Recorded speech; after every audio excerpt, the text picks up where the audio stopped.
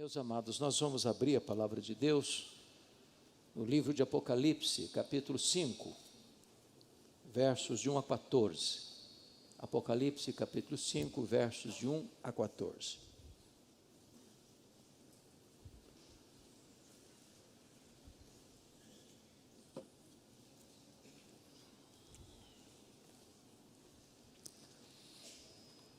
Ontem à noite nós tratamos do capítulo 1 de Apocalipse, hoje de manhã do capítulo 4, e agora vamos considerar o capítulo 5.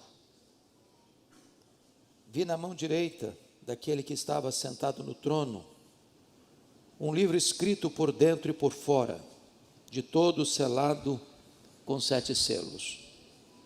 Vi também um anjo forte que proclamava em grande voz: quem é digno de abrir o livro, de lhe desatar os selos? Ora, nem no céu, nem sobre a terra, nem debaixo da terra, ninguém podia abrir o livro, nem mesmo olhar para ele. E eu chorava muito, porque ninguém foi achado digno de abrir o livro, nem mesmo de olhar para ele. Todavia, um dos anciãos me disse: não chores. Eis que o leão da tribo de Judá, a raiz de Davi, venceu para abrir o livro e os seus 7 selos. Então vi no meio do trono, dos 4 seres viventes, e entre os anciãos de pé, um cordeiro como tendo sido morto. Ele tinha 7 chifres, bem como 7 olhos, que são 7 Espíritos de Deus enviados por toda a terra. Veio, pois, e tomou o livro da mão direita daquele que estava sentado no trono. E quando tomou o livro, os 4 seres viventes e os 24 anciãos prostraram-se diante do cordeiro, tendo cada um deles uma harpa e taças de ouro cheias de incenso, que são as orações dos santos. E entoavam um novo cântico, dizendo: digno és de tomar o livro e de abrir-lhe os selos, porque foste morto e com o teu sangue compraste para Deus os que procedem de toda tribo, língua, povo e nação. E para o nosso Deus os constituíste reino e sacerdotes, e reinarão sobre a terra.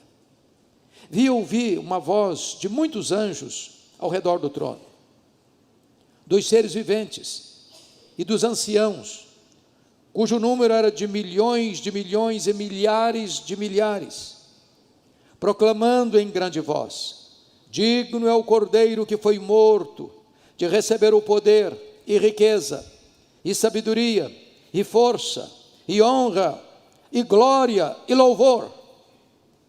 Então ouvi que toda criatura que há no céu e sobre a terra, debaixo da terra e sobre o mar, e tudo o que neles há, estava dizendo: àquele que está sentado no trono e ao cordeiro seja o louvor e a honra e a glória e o domínio pelos séculos dos séculos. E os 4 seres viventes respondiam: amém. Também os anciãos prostraram-se e adoraram. Amém. Não tenha medo. A história não está à deriva. Meus amados, o livro de Apocalipse, o último livro da Bíblia, foi escrito no final do 1º século, provavelmente por volta do ano 96, no final do governo do carrasco e impiedoso imperador romano Domiciano, que governou de 81 a 96. Os tempos eram muito sombrios. A igreja estava acuada, encurralada por atroz perseguição. Naquele tempo, os crentes estavam sendo queimados vivos, crucificados. O Coliseu Romano, já inaugurado, chamado Anfiteatro da Morte, era palco da diversão do povo, onde os cristãos enfrentavam as feras ou a espada dos gladiadores. O cenário era sombrio. Os apóstolos já estavam mortos. o sangue dos cristãos embebedava a terra.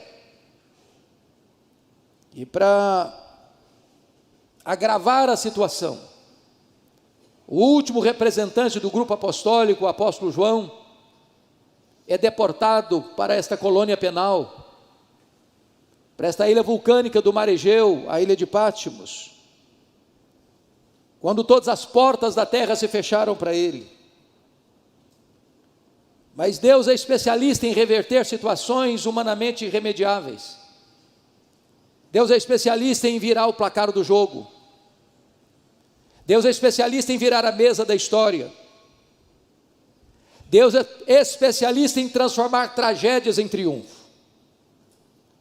E quando parecia que a igreja marcharia para o seu fim inglório, Deus abre a porta do céu, e João escuta uma ordem: sobe para aqui, e eu te mostrarei as coisas que em breve devem acontecer. Esta foi a cena que vimos hoje de manhã, quando João vê o trono, e alguém sentado no trono, e ele não ousa descrever quem está no trono, a não ser descrevê-lo na aparência de pedras preciosas, de jaspe e sardônio, pedra branca e vermelha que representa a santidade e a justiça de Deus. João compreende que quem está no trono governa, tudo está ao redor do trono, tudo está diante do trono. E agora, numa outra visão, diz o texto que João vê na mão direita daquele que está sentado no trono um livro, escrito por dentro e por fora, de todo selado com 7 selos. E de repente ele olha para esta cena e uma pergunta é feita, uma interrogação ressoa nos céus, na terra e debaixo da terra: quem é digno de abrir o livro e desatar-lhe os selos? Na verdade, ninguém foi encontrado digno, até que, diz a Escritura, e o ancião diz para ele: não precisa chorar, João, eis que o leão da tribo de Judá, a raiz de Davi, venceu para abrir o livro e desatar os seus 7 selos. E esse ponto, irmãos, aponta para nós uma verdade magna, a verdade de que a história não está à deriva, a verdade de que a história está nas mãos do Cordeiro, que esteve morto, mas está vivo pelos séculos dos séculos. Quando você olha hoje a visão humanista, as pessoas acham, muitas delas, que a história é cíclica e não caminha para lugar nenhum,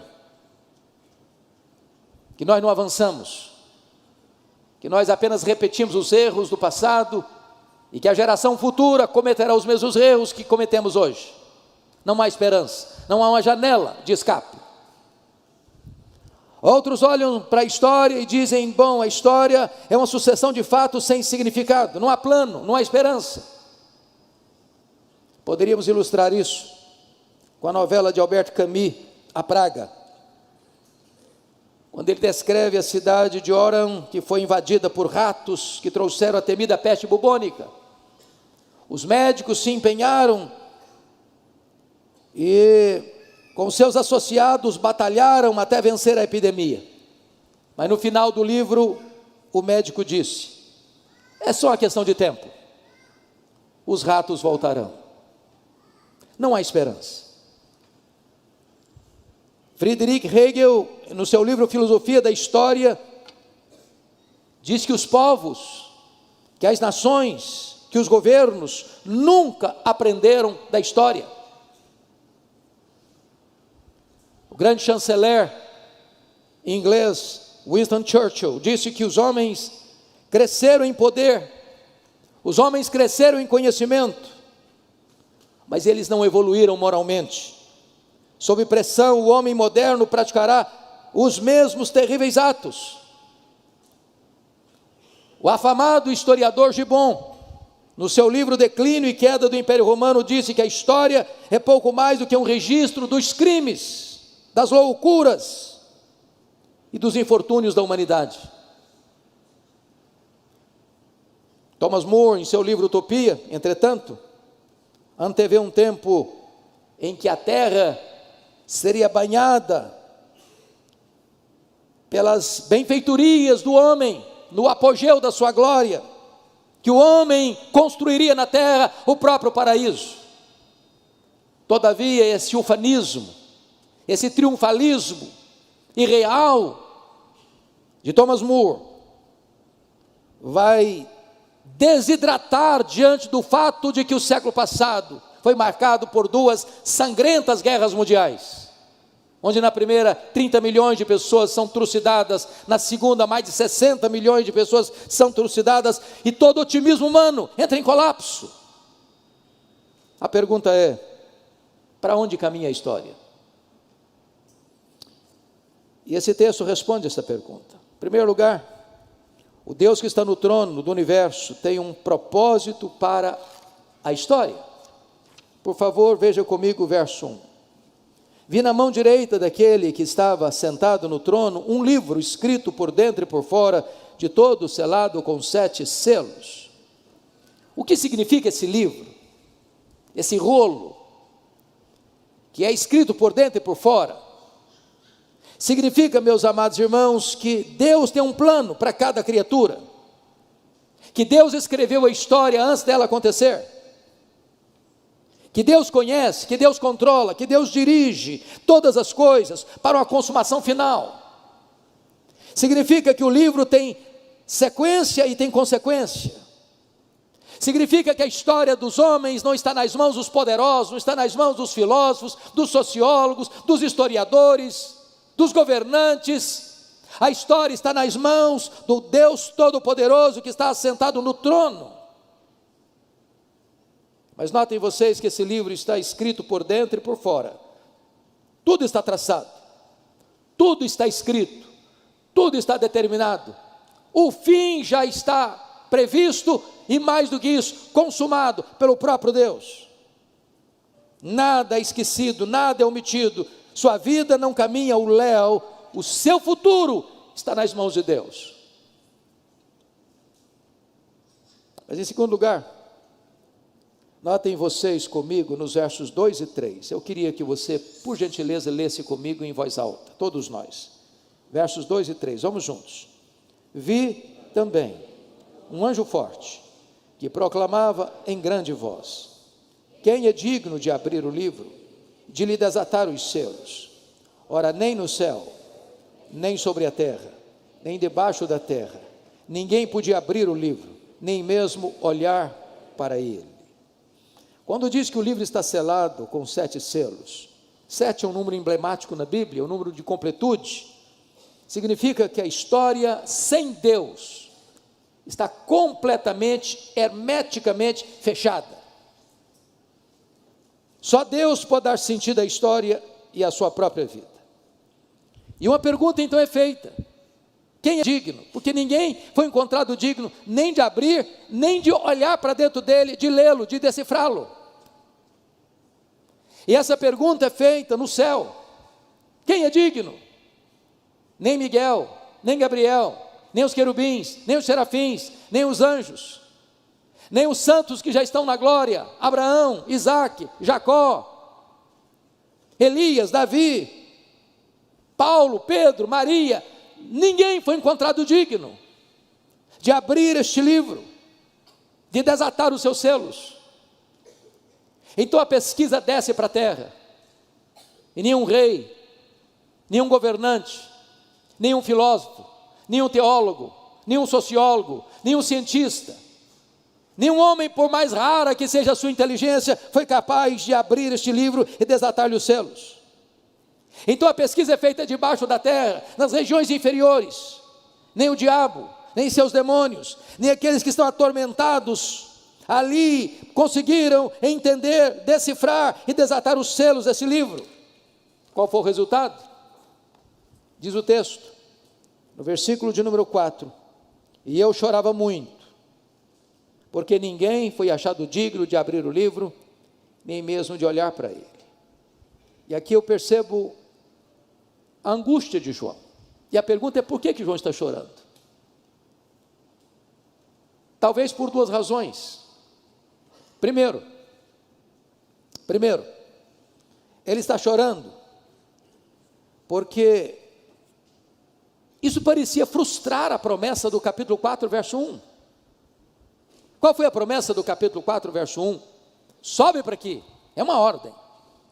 E aqui tem uma promessa. E eu te mostrarei as coisas que em breve devem acontecer. Se ninguém era capaz de sequer olhar para o livro ou de desatar-lhe os selos, como é que o futuro poderia ser decifrado? Como é que a promessa poderia ser cumprida?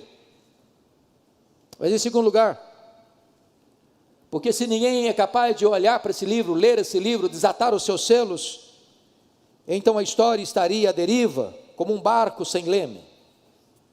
E por isso ele chora. E meus irmãos, aqueles que olham para a história na perspectiva humanista, aqueles que olham para a história e acham que ela está dando voltas, aqueles que olham para a história e acham que ela é um caminhão sem freio, ladeira abaixo, eles não têm esperança. Eles choram também, eles se desesperam também. Mas notem comigo que o verso 5 reverte esse quadro. Porque o digno procurado agora é o digno encontrado. Você pode ler o verso 5 comigo, por gentileza, todos juntos? Todavia, um dos anciãos me disse: não chores, eis que o leão da tribo de Judá, a raiz de Davi, venceu para abrir o livro e os seus 7 selos. Eu quero dizer a você nesta noite que há consolo para nós. E a ordem de Deus para você é: não chores. Seu futuro pode ser desconhecido para você, mas seu futuro está nas mãos de Deus. Sua vida está nas mãos de Deus. A sua família está nas mãos de Deus. Tudo está nas mãos de Deus. Quem controla a sua vida não é Brasília, não é Washington, não é a ONU, não são os organismos internacionais. Quem controla a sua vida é o Deus Todo-Poderoso. A sua vida está nas mãos do Deus Todo-Poderoso. Então não se abata, então não se entristeça, então não se desespere. Deus continua no trono e o Cordeiro tem o livro da história nas suas poderosas mãos. Mas notem mais. A solução desta história, porque você vai notar aqui a descrição daquele que tem autoridade, competência, capacidade para abrir o livro e desatar os selos. Eis que o leão da tribo de Judá, a raiz de Davi, venceu para abrir o livro e os seus 7 selos. Tanto o leão de Judá, que é uma expressão profética lá de Gênesis 49, quanto a raiz de Davi, outra expressão profética messiânica, lá em Isaías 11:1, está apontando para Jesus. Ele é o leão da tribo de Judá. Ele é a raiz de Davi. Ele é aquele que venceu. E venceu quem? Venceu o diabo, venceu o mundo, venceu o pecado. Ele está apto para abrir o livro, porque ele é o Messias vencedor. Ele é o leão, porque antes ele foi o cordeiro. Agora notem vocês, que quando no verso 6 nos é informado quem é este leão, quem é esta raiz de Davi, está escrito: então vi no meio do trono e dos 4 seres viventes, e entre os anciãos um de pé, um cordeiro como tendo sido morto. Ele diz que foi o leão que venceu, mas quando ele vai olhar para o leão, não é um leão que ele vê um cordeiro como tendo sido morto. Ele é o leão porque primeiro foi o cordeiro. Ele morreu como cordeiro, mas ele ressuscitou como leão. Ele tem todo o poder, ele tem toda a autoridade. E diz a Escritura, meus amados irmãos, que esse cordeiro tem uma característica: tendo sido morto. Ele morreu não como um acidente. Ele morreu não porque fraquejou diante do poder de Roma. Ele não morreu porque foi uma vítima indefesa das tramas do sinédrio judaico. Ele não morreu porque Judas o traiu, porque Pedro negou, ou porque o Sinédrio contratou testemunhas falsas para acusá-lo. Ele não morreu porque Pilatos simplesmente covardemente o condena. Ele morreu porque este era o projeto eterno de Deus. O Cordeiro foi morto antes da fundação do mundo, para a nossa redenção. Agora notem quem é esse Cordeiro, quais são os seus atributos. Vejam vocês comigo.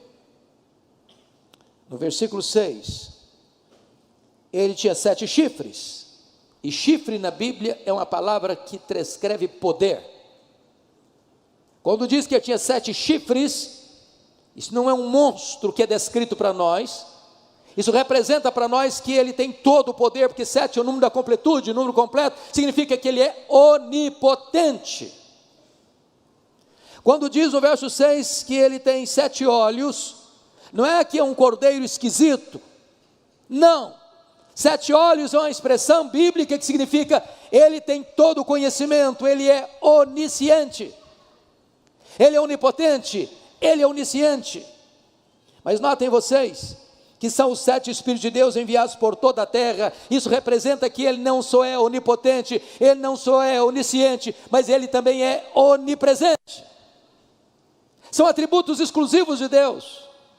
O Cordeiro é onipotente, o Cordeiro é onisciente, o Cordeiro é onisciente e onipresente e onipotente, ele tem todo o poder. Agora, confira comigo, em quarto lugar, quais são as implicações de Jesus estar com o livro da história em suas mãos. Vejamos, por favor, a partir do verso 8 ao verso 12.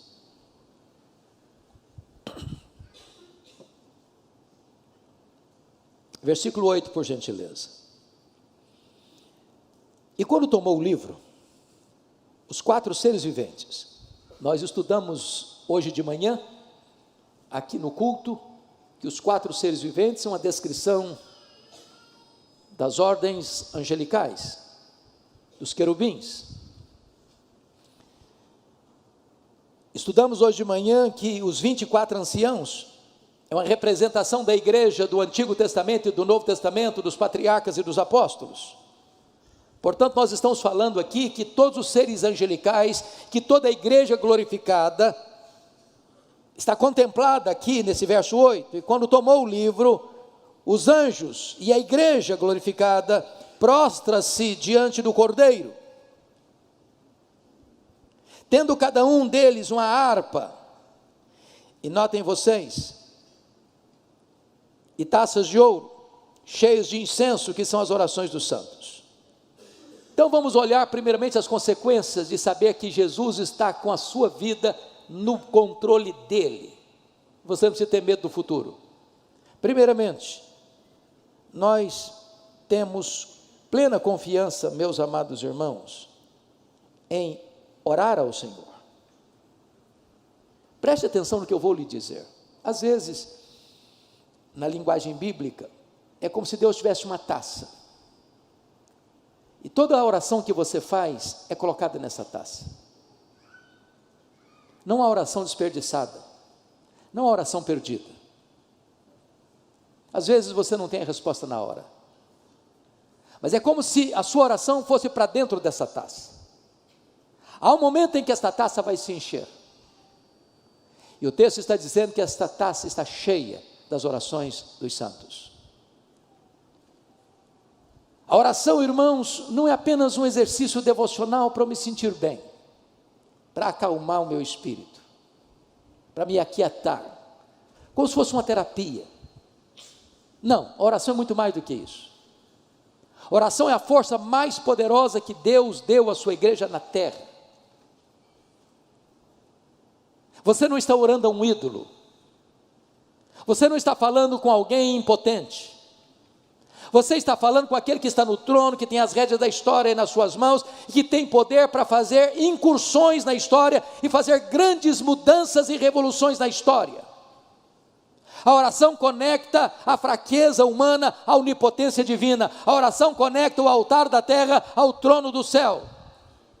É por isso que Apocalipse capítulo 8 diz que quando as orações chegam, Deus despeja esta taça das orações dos santos, e trovões, e relâmpagos, e intervenções poderosas acontecem na terra em resposta às orações dos santos. Vale a pena orar, é preciso orar, porque quando a igreja ora, ela se torna cooperadora com Deus nesse grande projeto de governar a história, porque Deus aprove a Ele, sendo soberano, agir mediante as orações dos santos. É por isso que a Bíblia diz: muito pode em seus efeitos a oração do justo. Mas em segundo lugar, uma vez que o Cordeiro tem o livro da história nas mãos, não apenas faz sentido orar, mas em segundo lugar, faz sentido evangelizar. Olha comigo o versículo 9. Você pode ler comigo em voz alta o 9 e o 10, por favor, vamos juntos. E entoavam novo cântico, dizendo: digno és de tomar o livro e de abrir-lhe os selos, porque foste morto, e com o teu sangue compraste para Deus os que procedem de toda tribo, língua, povo e nação. E para o nosso Deus os constituíste reino e sacerdotes, e reinarão sobre a terra. Meus amados irmãos, há duas coisas que eu destaco aqui. Aqui nós entramos numa das doutrinas mais sacrossantas da Bíblia, a chamada doutrina da expiação.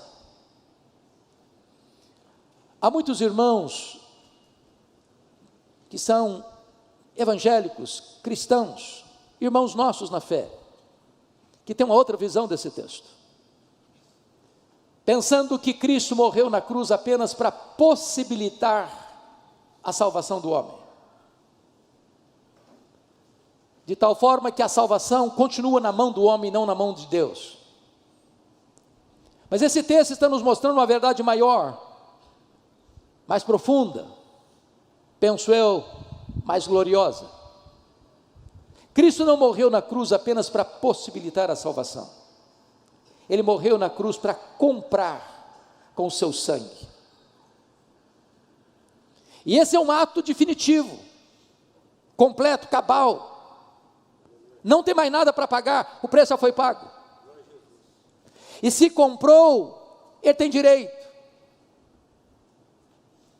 E o que você tem aqui como encorajamento para a evangelização?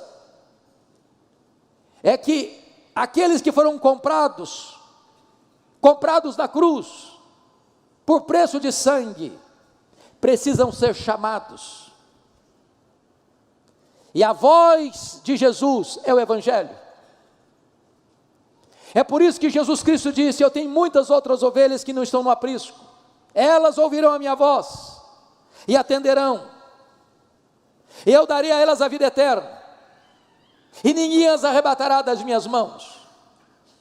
Aqui a igreja tem uma garantia de que evangelizar faz sentido e tem resultado garantido, porque quando você prega o Evangelho, aqueles que foram comprados pelo sangue do Cordeiro, ao ouvir o Evangelho, o Senhor mesmo tirará o tampão dos ouvidos, tirará a venda dos olhos, tirará o coração de pedra e lhes dará um coração de carne. Há garantia para a igreja que a obra missionária é uma obra vitoriosa. Bendito seja Deus. Agora notem vocês, que o Senhor não apenas comprou gente de todos os setores, porque Ele está falando aqui de tribo, que é um grupo étnico, Ele está falando de língua, que é um grupo linguístico, Ele fala de povo, que é um grupo político, e Ele fala de nação, que é um grupo social. Ou seja, o Senhor tem os seus escolhidos em todas as etnias da terra, e a ordem à igreja é: ide, portanto, fazei discípulos de todas as etnias, de todas as nações, batizando-os em nome do Pai, e do Filho, e do Espírito Santo, ensinando-os a guardar todas as coisas que vos tenho ordenado, e eis que estou convosco todos os dias, até a consumação dos séculos. A missão da igreja é aqui, é ali, é além fronteiras ao mesmo tempo. Mas o Senhor não apenas comprou gente de todos esses setores, de todas as etnias, mas comprou com um propósito. Qual o propósito? O versículo 10: e para o nosso Deus os constituíste reino e sacerdotes.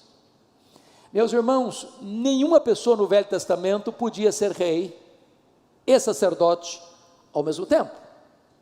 Um rei não podia ocupar um papel de sacerdote, um sacerdote não podia ocupar um papel de rei. A Bíblia fala do rei Uzias, era um grande rei, governou muitos anos em Jerusalém. Um dia ele afrontosamente quis ocupar um papel de sacerdote e ele ficou leproso. Mas lá em Zacarias, diz que essas duas funções, de sacerdote e de rei, seria ocupada pelo Messias. E Jesus é o sacerdote, e Jesus é o rei. Ele tem uma função sacerdotal, e ele tem uma função real. Ele é o rei dos reis, e ele é o sumo sacerdote.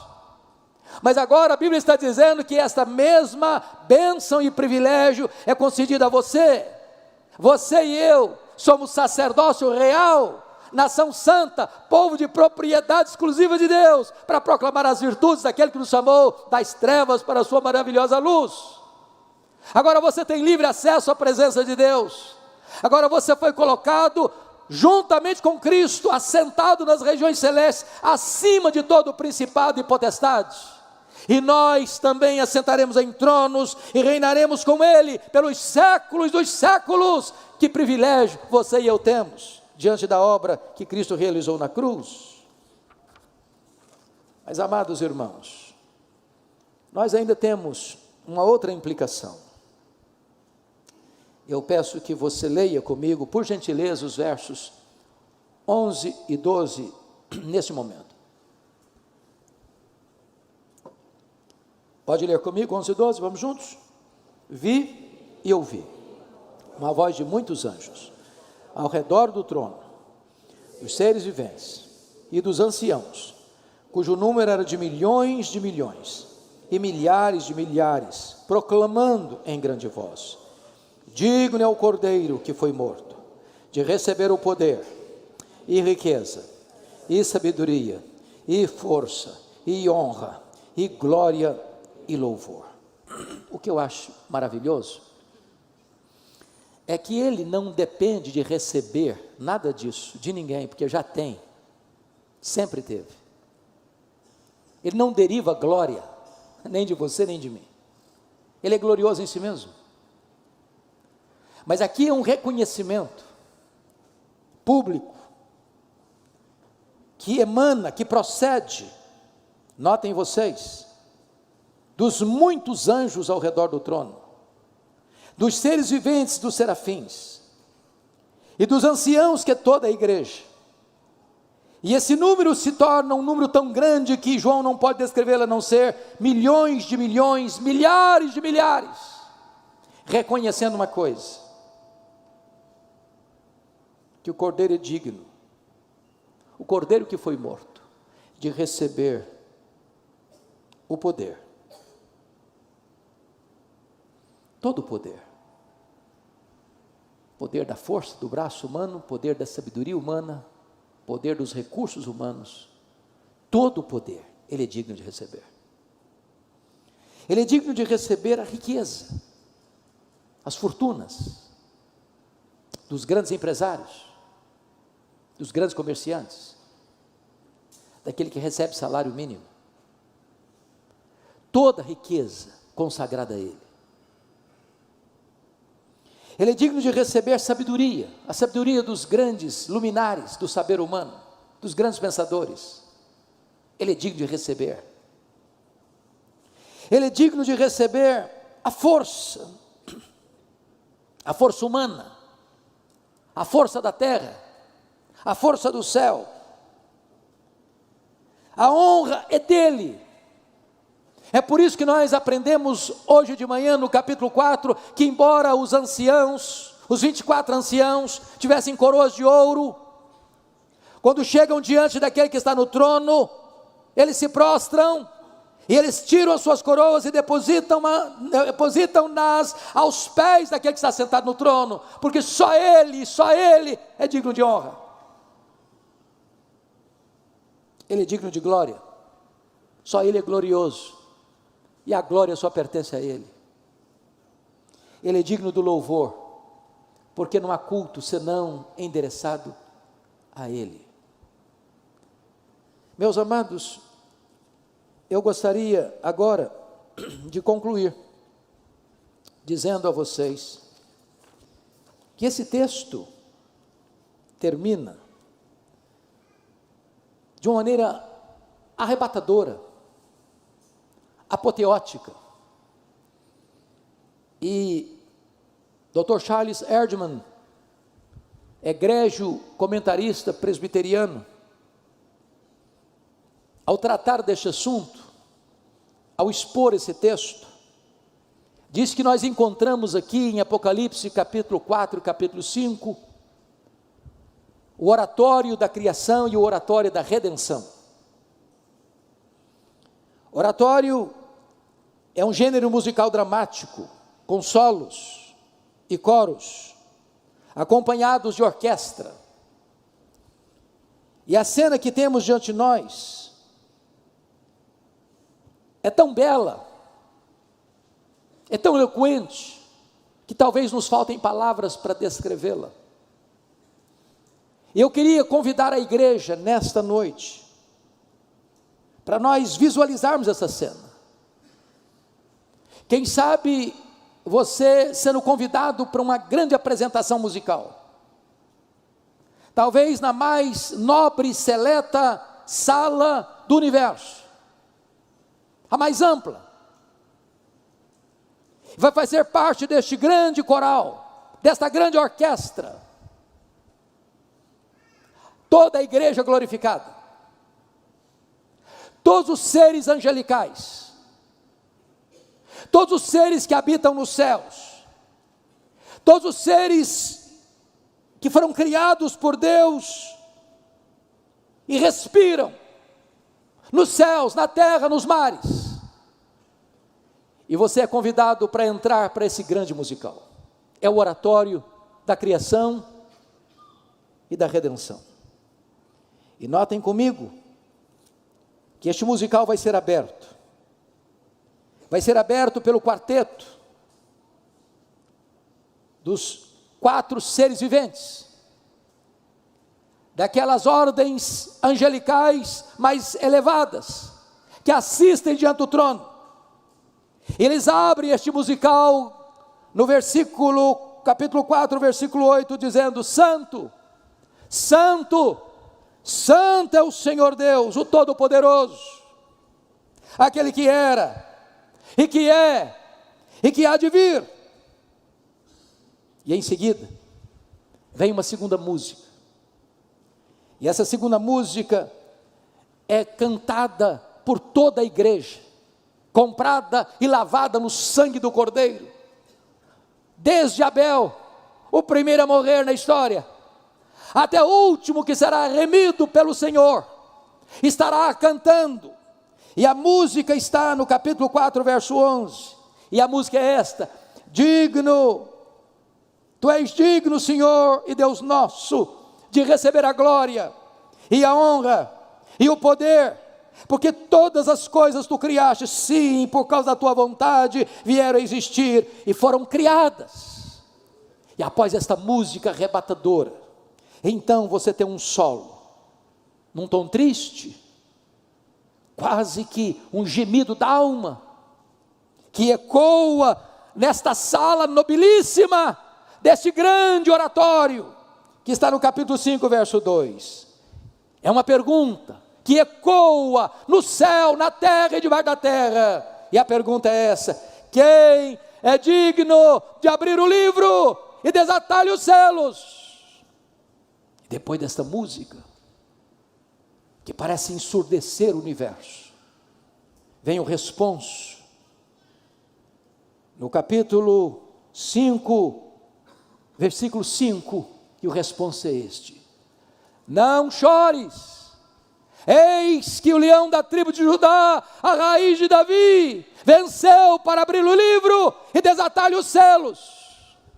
Então diz a Escritura, que vem uma quinta música, e esta música, ela é entoada pelos 4 seres viventes, pelos 24 anciãos, pela ordem angelical e por toda a igreja glorificada, que está no capítulo 5, versículo 9, digno és de tomar o livro e de abrir os selos, porque foste morto e com teu sangue compraste para Deus os que procedem de toda tribo, língua, povo e nação, e para o nosso Deus os constituíste reino e sacerdotes, e reinarão sobre a terra.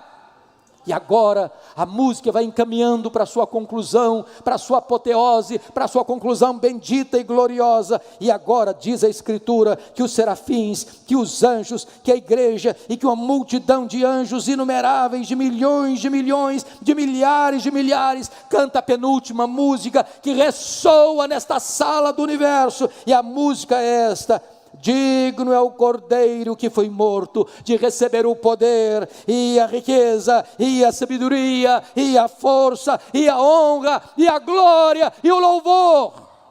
E agora todos se preparam para o encerramento deste oratório.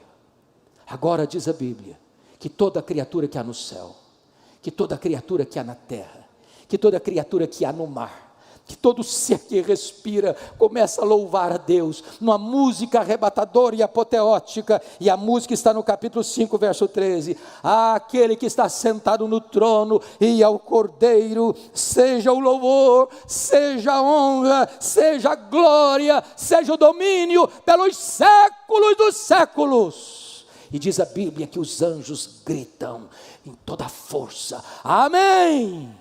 E este amém ecoa por todo o universo, e os 24 anciãos, a igreja se prostra e adora. E assim se fecham as cortinas, para mostrar para João uma coisa: não importa o que vai acontecer amanhã, a história está nas mãos do Cordeiro de Deus. Você não precisa ter medo, porque a história não está à deriva.